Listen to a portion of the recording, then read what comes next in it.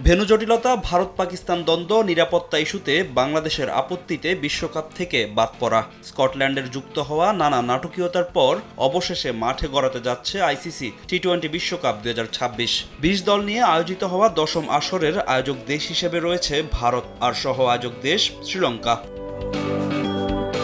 তবে এটা বলার অপেক্ষা রাখে না বাংলাদেশ ইস্যুতে অনেকটাই রংহীন 2026 টি-20 বিশ্বকাপ। নিরাপত্তা ইস্যু দেখিয়ে নিজেদের ম্যাচ শ্রীলঙ্কায় স্থানান্তর করার জন্য আইসিসিকে অনুরোধ করে বাংলাদেশ ক্রিকেট বোর্ড। তবে সেই অনুরোধ নাকচ করে বাংলাদেশকে বাদ দিয়ে স্কটল্যান্ডকে যুক্ত করে আইসিসি।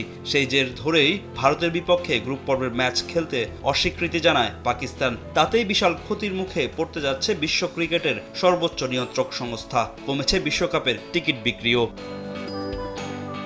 এই আসরেই প্রথমবারের মতো বিশ্বকাপ খেলার সুযোগ পেয়েছে ইতালি। তাই 10ম আসর একটু বিশেষই ইউরোপের দেশটির জন্য। ভারতের সামনে রয়েছে প্রথম দল হিসেবে টানা দ্বিতীয়বারের মতো টি-20 বিশ্বকাপের শিরোপা জয়ের সুযোগ।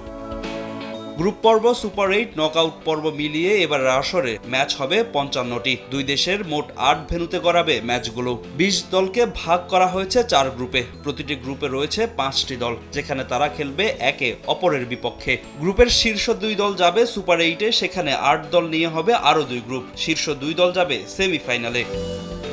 এ গ্রুপে রয়েছে ভারত, পাকিস্তান, নামাভিয়া, নেদারল্যান্ড ও যুক্তরাষ্ট্র।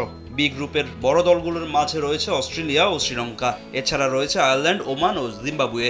ইংল্যান্ড ও ওয়েস্ট ইন্ডিজ রয়েছে সি গ্রুপে। তাদের সঙ্গে রয়েছে ইতালি, নেপাল ও স্কটল্যান্ড। নিউজিল্যান্ড, সাউথ আফ্রিকা ও আফগানিস্তান, সংযুক্ত আরব আমিরাত নিয়ে কঠিন গ্রুপ ডি। 8 মার্চ ফাইনালের মধ্য দিয়ে পর্দা নামবে টি-20 বিশ্বকাপের 10ম আসরের। ফাহিম ইসলাম, সময় সংবাদ।